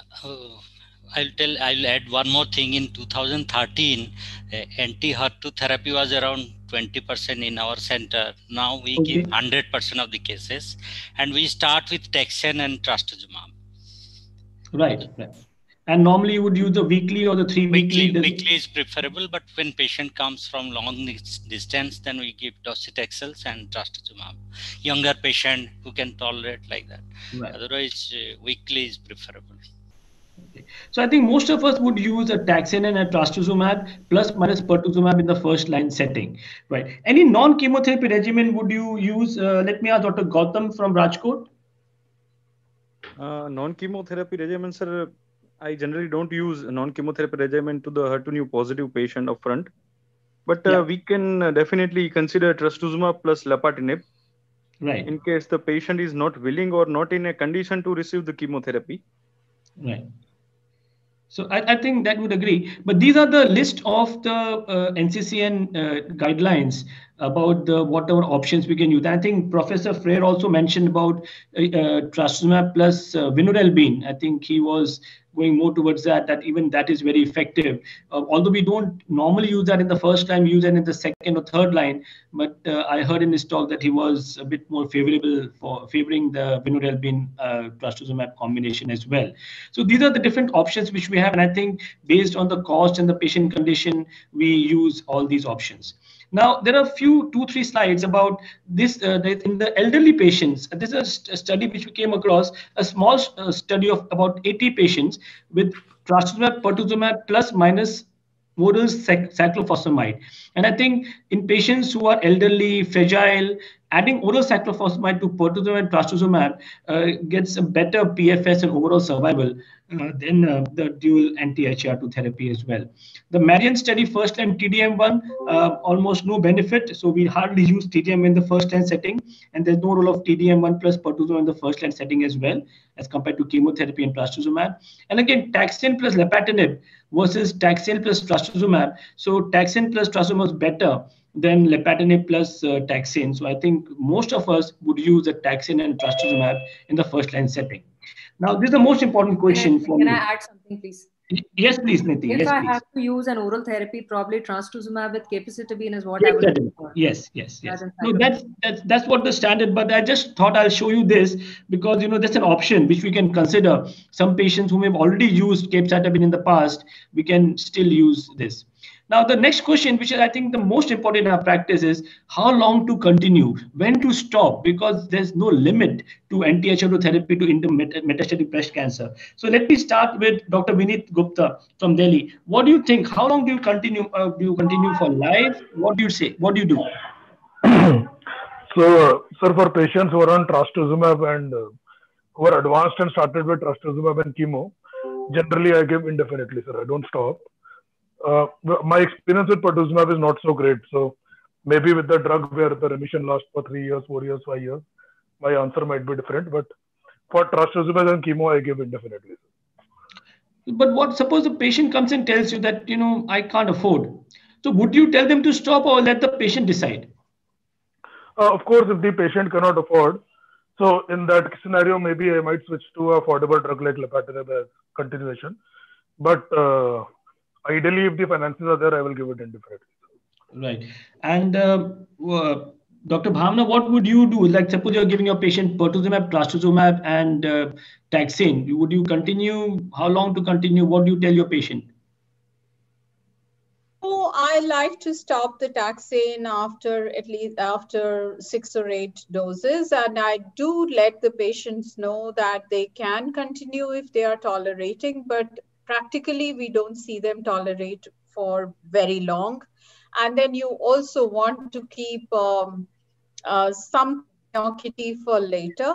So most patients would usually come back with peripheral neuropathy and with general fatigue, or just be tired of coming to the hospital and taking chemotherapy all the time. And a lot of them are very, very uh, distressed about their loss of hair and stuff like that. So they want to come off chemotherapy after a period of time. So if their disease is stabilized and one has seen a partial response or a stable disease and the patient is relatively asymptomatic, then continuing trastuzumab alone is an option that I give most of my patients. What about Dr. pertuzumab? How Gilles long? can be involved, Sandeep. Sorry? Dr. Gilles Freire is with us. He can also be involved. Okay, so Prof, what would you do? How long do you continue your patients? And especially, my main question is about pertuzumab, trastuzumab. Taxanes, we all stop. You know that. Okay, sure. Normally, we continue until tumor progression. And if the patient, if the tumor is hormone receptor positive, we combine to hormone therapy, of course. But you have some patients that will achieve a complete remission, and that probably and who probably can be cured. There are some series reported in the literature where the patients have stopped their treatment after 5, 6, 9 years, sometimes due to cardiac toxicity, sometimes for other reasons. And in some studies, in some small series, the treatment interruption was planned. What we can see is that patients with very long remission are younger women with hormone receptor positive tumors, and often who benefited from a local treatment of metastasis, bone metastasis or liver metastasis. And so undoubtedly, we have some patients under trastuzumab for 5, 6, 7, 8 years, and it's really difficult to stop. It's always a discussion with the patient. Usually we don't stop, but if the patient is in complete remission, I think it's very important, no sign of disease, it's likely that in some situation you can stop, but it's always a very, very strong discussion with the patient. Yeah, I fully agree. I think with my experience, there are very few patients who we have stopped, and fortunately they have not recurred. After 2 years, we have stopped because the patient just refuses to take. They just want to come, and and then we just leave the ball in their court, and they say we don't want to take, and then and they luckily have not recurred. So a few patients with as Prof said, that who have complete response, they would continue to do well. So I think. But that's a matter of debate. Now, the next point is about biosimilar trastuzumab, and I think that's what has also changed our practice a lot. We all know about this, and I think most of the biosimilars now are not, as they are doing more work in the characterization rather than clinical trials, and this is what we use. So my question is to the panelists, let Dr. Pratik Tiwari answer this, please. How comfortable are you using a biosimilar instead of a reference biologic, or do you even give the choice to the patient, or you just start a biosimilar? Dr. Pratik, are you there?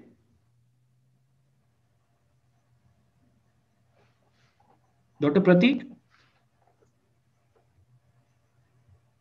All right. Dr. Kumar Saurabh? If the patient is a panel patient, like belonging to a government sector where finance is not an issue, I would start with the original molecule. But for most of my patients who pay from their own pocket or who take the trastuzumab under the Ayushman scheme, I use a biosimilar because of affordability. So if the patient is affording, let's say patient is affording, has no problems of affordability, my question is, would you still offer them a biosimilar upfront? If you believe in the biosimilar, then would you still offer them biosimilar upfront, or is it only because they're not affording, then you offer them biosimilar? No, if they are affording, I would go for the original molecule.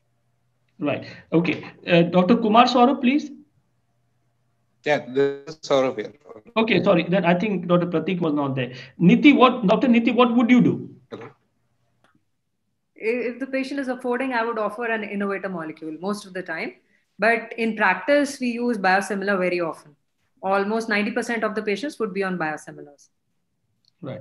And so what I gather from what all of us are saying is that if the patient is affording, we would still go for the innovator molecule. Yes. But when we have got the data saying that both are similar, then where the cost come into play? I think Anybody? trust the molecule is, and the data from where it is originated, that makes a lot of difference. So we have scientific. Actually, to be frankly, I do the same. If the patient is affording, I just prescribe the originator molecule. And but it's just that that's what a question I'm not able to answer. That when the data is there, then why do we still believe related cost? Anybody else would like to add here about the cost? I would like to make a comment Yes, here. please. When we say that affordability, original versus a biosimilar, one is actually questioning the quality of the biosimilar. I look at the data and the evidence available for that particular biosimilar. And if there is say global data available, if there's an FDA approval available for that biosimilar, then to me that is no different from the originator and from the innovator molecule, because that's the quality is assured. And that is what I would prefer, and I often prescribe it nevertheless to all the patients. And the reality is that there's very little difference between the innovator and the biosimilar at this point of time if the patient assistance programs and all are taken care of. Regarding biosimilars, which only have data of, say, 20, 30 patients or 100 patients, less than 100 patients, most of them, I do not want to prescribe them nevertheless. So I would prescribe a drug that I believe in. And then if you believe in it, then the innovator versus biosimilar has no meaning. Right. Well, I think that's a valid point. The next question here is that suppose the patient is already on original molecule, and would you switch from one biosimilar to another, or from the origin to the biosimilar if the patient complains? Is there any problem with that, or would you just do it at the top of the hat? So let's ask Dr. Gautam. Usually, sir, I don't change the molecule. Right. I never change the molecule because we don't have any much data regarding the same setup, and I always believe in the cross reactions between the molecules, because there has to be some differences in the molecule. So I don't know the exact reason behind this, but frankly, I don't use it. I never change the molecule. Well, this slide which I've put on is that they have said that the EU national regulators have said that you can, in their opinion, switching patients from the original to the biosimilar or interchangeability of biosimilars is okay, because there's not much difference if they are tested properly and if they have gone through a strict quality control and development program. Then switching from one biosimilar to another or from the original should not be much of a problem. Right. So Now, coming on another 5 minutes. Yeah, last session is about the first line treatment of hormone receptor positive, HER2 positive metastatic breast cancer. And we have got in the right side, we have got the different options of hormone therapy and anti-HER2 therapy. Just a few slides about the data. Tandem study has already been discussed by Prof. Fryer, not much benefit. But then you have got letrozole plus minus lapatinib, and the letrozole plus lapatinib arm is better. The alternative study was dual HER2 blockade plus endocrine therapy, and lapatinib trastuzumab AI versus trastuzumab AI versus lap AI, and again the combination was better. The PERTAIN study, again, if you see here, the pertuzumab, trastuzumab, and AI was better than trastuzumab AI. And if you see, the median PFS was 18 months in the pertuzumab trastuzumab AI arm. And if you look at the Cleopatra, the median PFS initially was also with the pertuzumab trastuzumab and docetaxel was almost similar. So again, we have good data here, which you can use in the first line setting. The Monarch HER trial, phase 2, HER2 positive, HR positive, and arm A, which was abemaciclib plus trastuzumab plus fulvestrant, was better than the chemotherapy plus trastuzumab arm. Again, hazard ratio 0.67. So with all this data, there is evidence to use trastuzumab or pertuzumab plus hormone therapy in the frontline setting. So this is my question to the panelists. In the first line treatment of hormone receptor positive, HER2 positive, would you consider initial hormone therapy plus anti-H therapy for any patient or not? Or would you still give chemotherapy to all your patients in spite of this evidence and data? Let me ask Dr. Vinit Gupta, please. So yeah, at the present time, I would still give chemotherapy and anti-HER2, but I think there is enough data to say that for the combination of trastuzumab, pertuzumab, and hormone therapy, that can be used in some frail patient where chemotherapy is not a good option. So maybe in that one subset where we have frail patient who is not eligible for chemotherapy, I might go for that kind of combination. Let me ask Prof. Fryer. Well, Prof. Fryer, what would you do? Would you ever think of using hormone therapy or anti therapy in the frontline setting? Well, I think that the PERTAIN results do not dramatically change our standards. I think it's only a phase 2 trial. Yeah. It's quite reassuring. I'm sure that in some patients with very indolent disease, frail patients, elderly patients, it could be a good option. However, in my opinion, the combination with chemotherapy remains the standard in first line, and it was underlined by all our colleagues. Right. Yes, I would agree. So this is the last slide, which I feel, in our practice also we have seen that when we combine patients of HER2 positive, hormone receptor positive, MBC, chemo plus target works better than hormone plus target. This is what my experience has been as well. And I would like to ask the panelists one by one the last question as to would you agree to that, or that whether hormone plus target is less effective than chemo plus target. So let me start with Dr. Bhavna, please. I agree that this is less effective, and this is very clearly being shown on your slide as well. But then despite that, there would be clinical scenarios where one would still utilize the combination of hormones plus targeted agents. Dr. Vinit, your comments? Dr. Vinit?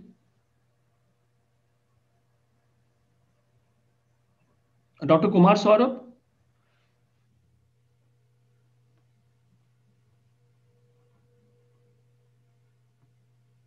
I think you can wind up now, Sandeep. Okay, so I think that's the last, yeah. That's the last point. Yeah. And I would hand over back to Dr. Bhavna.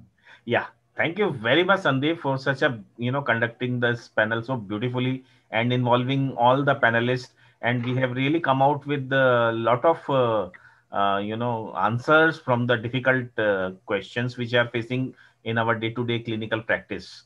And so from the initial 2 talks by Dr. Gilles Frere and Dr. Shyam Agarwal and the panel discussion conducted by Dr. Sandeep Goyal, we have come to a conclusion, and we can draw a carry home message that in HER2 positive metastatic breast cancer, it's very necessary that all the patients should be exposed to anti-HER2 therapy, preferably dual HER2. If not, then at least trastuzumab with one of the taxanes. It's really a must to expose them to anti-HER2 therapy. And for luminal A, ER positive, HER2 new metastatic breast cancer, in de novo patients, aromatase inhibitor plus CDK4/6 inhibitor is the standard of care in the first line. And for the patient who have been exposed to CDK4/6 inhibitor, then there you need to do the mutational study for PIK3CA. If positive, these patients should be exposed to the alpelisib and the fulvestrant combination. So this we have really become clear now how to manage the HER2 positive metastatic breast cancer as well as the hormone receptor positive metastatic breast cancer. So this has all become possible because of the illustrative talk by Dr. Gilles Freyer and Dr. Shyam Agarwal, and the solution which has come out of the panel discussion conducted by Dr. Sandeep Goyale. So my heartfelt thanks to all the two speakers and the moderator of the panel discussion, Dr. Sandeep Goyale, and all the panelists for participating in the panel discussion and giving their valuable time for this international speaker program. And last but not the least, the unconditional support given to us by the Mylan pharmaceutical company, and especially Dr. Ashwin for helping us in each and every step in organizing this international speaker program, and the kind of help which was given to us by Mr. Rajesh Sharma's team of MICE India. That was really commendable. So my heartfelt thanks to all the people involved in this international speaker program, and I really thanks all of them from the bottom of my heart. Thank you very much, and now we will see you off. Yeah, thank you very much. Thank you. Thank you. Thank you.